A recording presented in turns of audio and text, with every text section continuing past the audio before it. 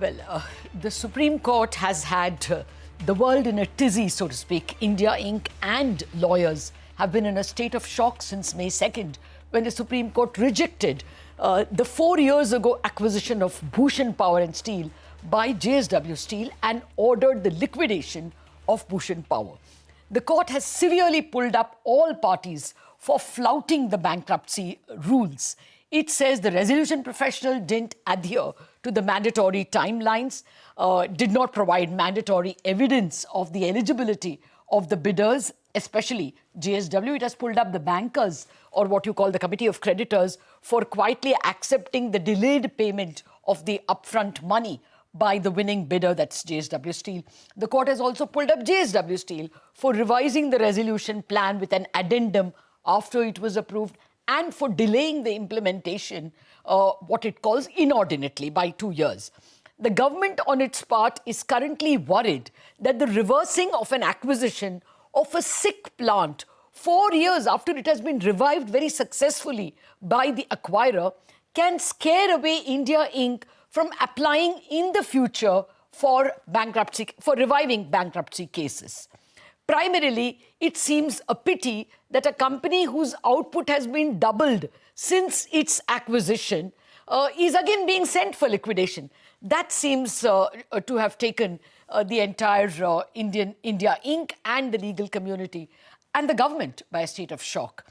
To understand the judgment and its implications, likely future options available to the government, to the bankers and to JSW, I am being joined by a top panel. Joining me are Mr. MS Sahoo, former chairperson of the Insolvency and Bankruptcy Board of India, one of the authors actually of the Bankruptcy Code. Actually, most of my guests are authors of the code. Bahram, Vakil, founder partner at AZB and Partners. Nalin S Kohli, senior advocate at the Supreme Court. And Vardhan, a senior advisor at Bain and Company. Gentlemen, thank you very much indeed for your time. Mr. Sahoo, if I may start with you, would you say that, what are your first comments on this judgment of May 2nd judgment by the Supreme Court? Yeah, this is absolutely legally sound, but completely economically hollow. This is an economic law. It must embed both economics and law.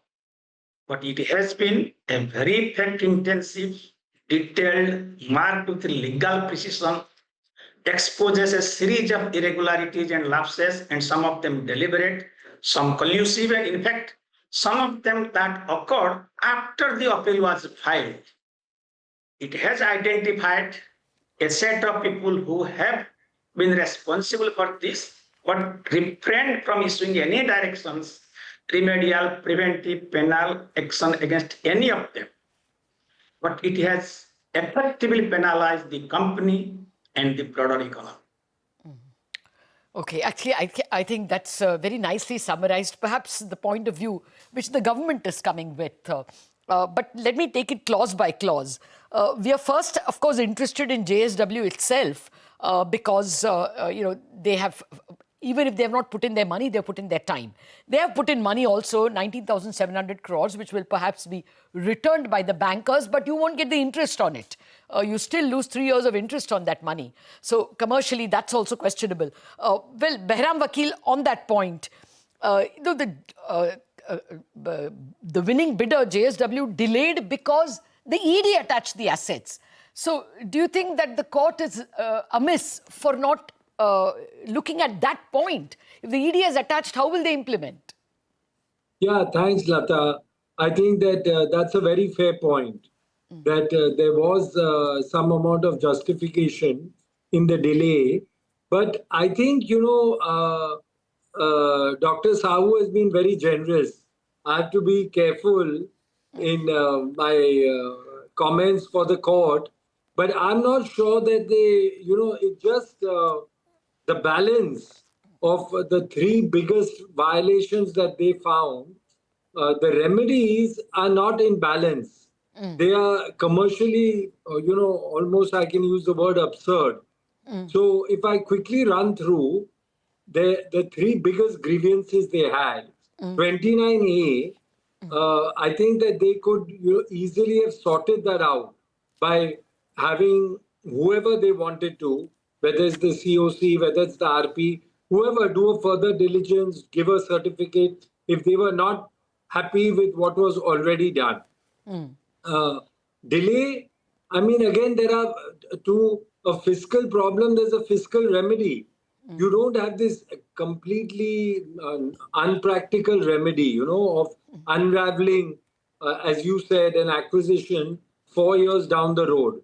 And also, in some ways, again, with all due respect, the 2 years, arguably because of the ED, you had some justification, but the court takes 4 years. So again, it's a difficult thing to say that you are very upset with the delay, and we all know that there are solutions for delay. I don't want to get into what is the right solution, but there are solutions. If you don't receive money, the normal solution is you charge some kind of fee for the delay. And the last one was the operational creditors, where also there was concern. And again, this could have been fixed, that if you think that the split between FCs and financial and operational was not good, you could have passed an order to that respect. But this was a really drastic and strange decision. I take your point. This is like, I flout a traffic law, I do some lane cutting or take a wrong turn.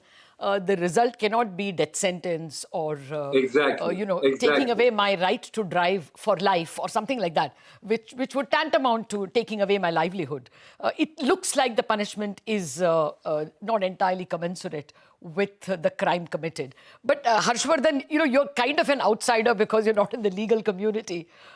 So what are your thoughts?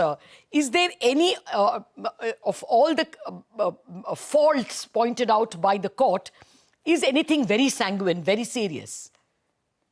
Yeah, so I think as Sahoo sir and Mr. Vakil has pointed out that they have laid out clear procedural violations which were either intentionally done or unintentionally done, okay? But I think between the line, there are also some serious strictures against NCLT and NCLAT. And I think I'm hopeful that one of the outcome of this is that there are some reforms to these two tribunals.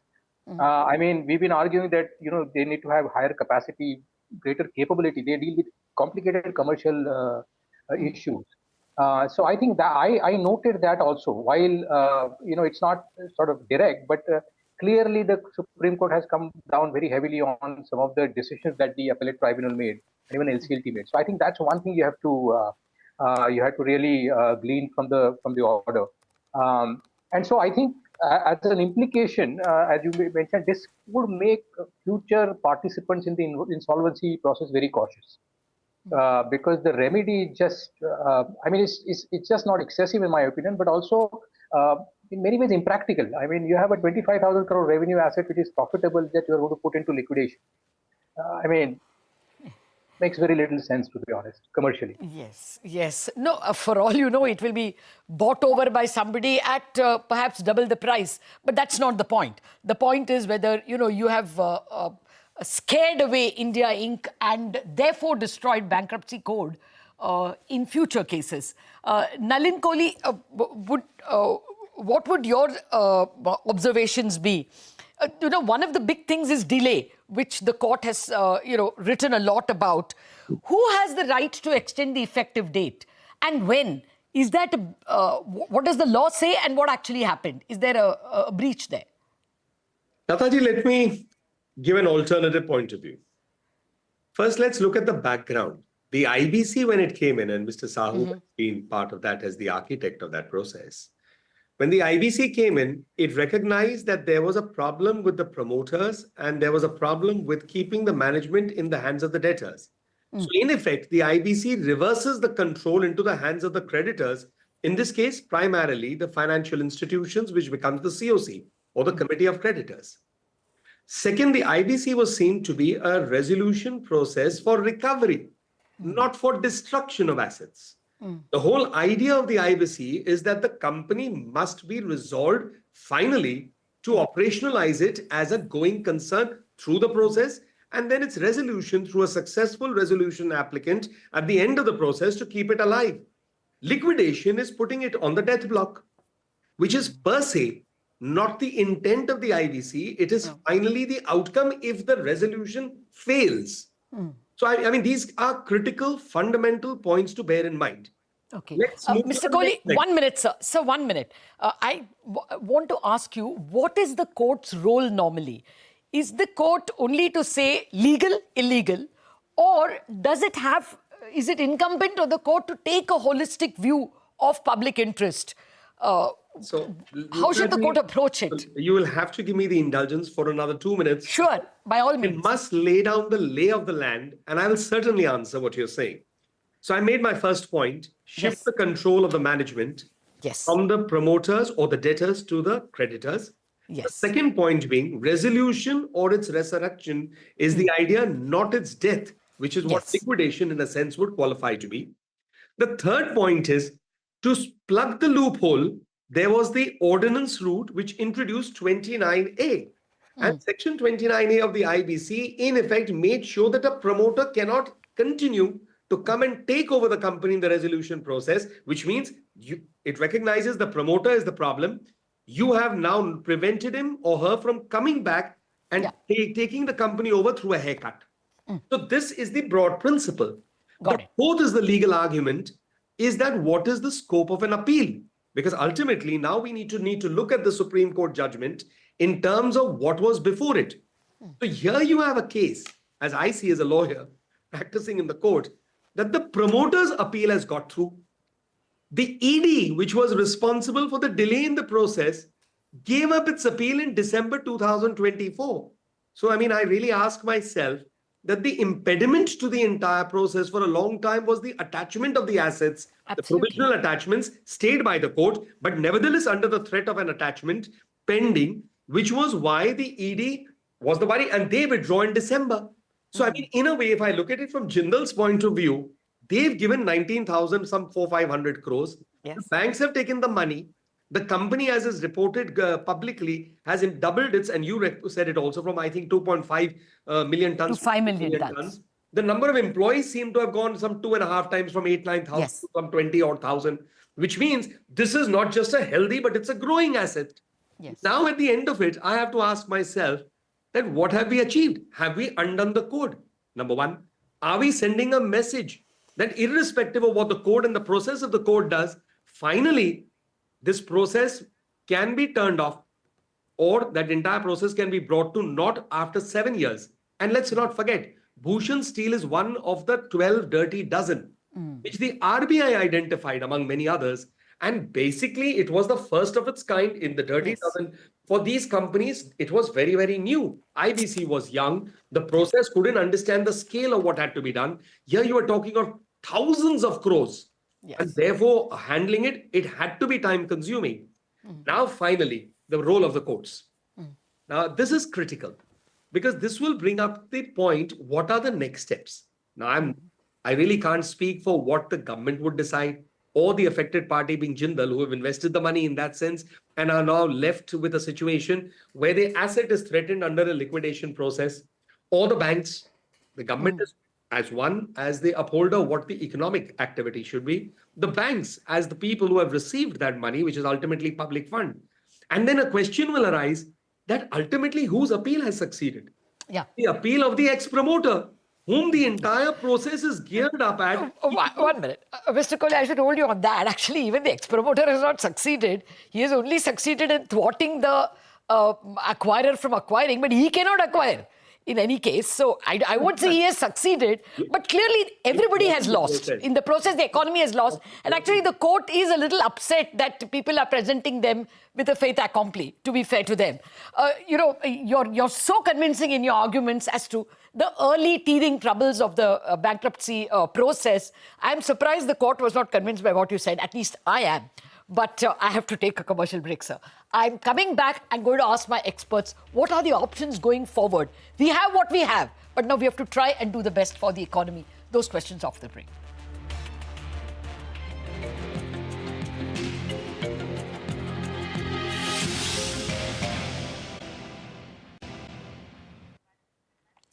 Welcome Welcome back to Indianomics and to our discussion on the May 2nd judgment of the Supreme Court, where it held that Bhushan Power should be liquidated after it was acquired by JSW Steel 4 years ago and brought back to life, doubling its profits and revenues. So clearly, India Inc. is in a state of shock, the government is in a state of shock, and bankers and JSW are twiddling their thumbs as to how to take this forward. I have been speaking with Bahram, Vakil, Dr. MS Sahoo, Nalin Kohli and Vardhan of Bain and Company. Gentlemen, thank you very much for your patience and for staying on.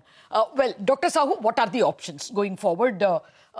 Reviews, we are told, don't succeed. But if the government were to implead itself, do you think it stands a better chance? I think I am least concerned about this specific case or whether a process results in resolution plan or liquidation. My concern is supposing this transaction had resulted in liquidation and the Supreme Court now finds out that it has been tainted, the decision underlying the liquidation was wrongly, illegally done. Could the Supreme Court have undone this transaction? The whole issue is about the finality of the transaction, and it is not limited to insolvency and bankruptcy code. This is telling that any commercial transaction, no matter how long it has been implemented, and no matter how many layers of approvals, state approvals it has got, it remains vulnerable to being overturned ex post. And this creates the uncertainty, and no one would like to invest in a transaction which can be undone by any state agency years or decades later. So the lessons for public policy is actually there are two structural asymmetries. First is the asymmetry about the timeline. Commercial transactions require multiple parties to interact, what they need to do with urgency and coordination. IBC expects that it assigns the COC and resolution applicant the role of decision maker, entrusts a hierarchy of adjudicating authorities, NCLT, NCLAT, and Supreme Court with approval functions, with resolution professional acting as supervisor. This prescribes timelines for the participants, and courts have held this to be mandatory. But most of the laws do not prescribe timeline for the state agencies or court, and whenever they do, these are considered to be directive.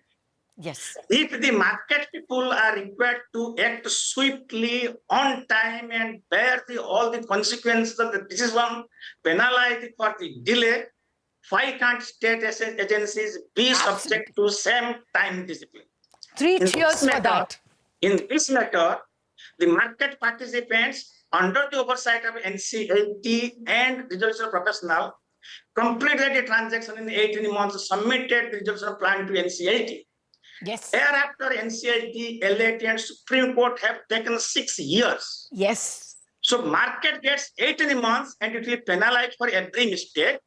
And the hierarchy of agencies, layer after another, can afford to commit mistakes. NCLT can commit a mistake, NCLT will rectify, NCLT can commit a mistake, Supreme Court rectify, and Supreme Court can commit mistakes also, but it is final, not that it is right. No, so I take your point. Yeah. Agency, the asymmetry is absolutely blinding, and the consequences are very, very severe. As you put it, for JSW, it's a question of losing like thousands of crores. But for the governmental authorities, whether it is ED or whether it is the courts or the tribunals, there is no loss at all. I take your point about the longer term consequences. I'm just worried about the next steps. Mr. Kohli, that is what I want to know. Is it a review is the only option available, and is that even a hopeful option? So, I often say as a arguing counsel that, I'm like a surgeon in a court. It's a life and death situation for the litigant. Yes. And I often say that, even if you have a 1% chance and if you don't take it, then it's as good as zero. So till a chance exists, you take a choice that I'd like to take the chance or not. So review and curative are the other chances that are there. But they have, the chance of success is limited. However, not impossible. And I'll give you a case. Take the DMRC or the Delhi Metro case and the arbitration that took place with Dample, the airport line. You had an arbitration award upheld in the 34 by the single judge of Delhi High Court, overturned by the 37 appeal by Justice Sanjeev Khanna when he was in the Delhi High Court, upheld, and then the 37 reversed. The award comes back into existence in the Supreme Court, and finally, much later, a 3-judge bench of the Honorable Supreme Court in the curative overturns the award. So therefore, people would have argued that, excuse me, there's no chance in a review and no chance in a curative. Finally, the curative changed it. So logically, this is a call that only Jindal can take, or the banks can take, or the government can take, whoever. Do they wish to file a review or not? I would give it a fair chance that they may take a shot at review. Fair chance. The second aspect is what would happen at the NCLT. That's the adjudicating authority. Because if the liquidation is kicked in, that is something that is bound to now turn the wheels there, and therefore there will be a set of litigation that has to take place. My third comment, beyond the legal process, and to build on what Mr. Sahoo said, business and the wheels of economy, and also of a civilized society that runs on rule of law, is based that the rules of the game are understood and they're not going to change midstream, and therefore predictability for business environment is critical. At the end of 8 years, the outcome is successful in terms of the running of Bhushan Steel, its acquisition, its doubling its output, people, etc., is very good. If that is changed and brought to naught, it shakes investor business confidence. So that is something which frightens people, and the litigation system is therefore will have to also, while rule of law has to be there, weigh in the consequences of the outcome. Yeah. No, fair point, sir. I think India's ranking in ease of doing business by the single case perhaps will go down, both in terms of enforceability of contract and in terms of litigation. No two ways about that. But sir, out of time, sorry. I just want to know, Mr. Harshvardhan, God forbid if it is liquidation indeed, could it not go for higher than 19,700 crores? I mean, will the banks really lose? We don't know. Remember, these appeals and all will take time, and in that time period, the asset would be in limbo. So I don't know when the appeals will be over, because you can't start liquidation unless the appeals are over. So I don't know what that timeline would be. There is one way out of the company law, and maybe Mr. Vakil can comment, under a scheme of compromise under 230, Section 230 of company law. I don't know whether it can work here. And there is a debtor-creditor compromise, which again has to go to NCLT. I don't know whether that will work here, but I see that as also one way of probably resolving this. Okay. Vakil, clearly ball is in your court. You think an out-of-court settlement is a way out? I think very unlikely. I wish, but I think very unlikely. I think Dr. Sahoo and Nalin have put it so well. Basically, just want to wrap up by saying this is a very severe blow to IBC, and in some ways, as Dr. Sahoo said, to the M&A, situation or ecosystem in totality. If 4 years down the road, this can happen to you, then it really shakes confidence. And if you are a bidder, Latha, domestic or foreign, would you go in for this? Last 2 quick points. This morning itself, client came in and said, they are about to close in an IBC bidding situation. Said, I need an undertaking that if it's overturned, like what has happened in JSW, I get my money back with interest. In this case, of course, there is no interest undertaking. But now you can see the fear that in every transaction, people are going to ask for undertaking, give me all my money back with interest. And the last thing we have not discussed, but this unraveling, the banks coming back with 19,000 crores, the debt funds, some of them which may have expired by now, how they are going to get the money, the OCs, operational creditors, employees, state corporations, electricity boards. I mean, how can this ever work? It has not been thought through with all due respect.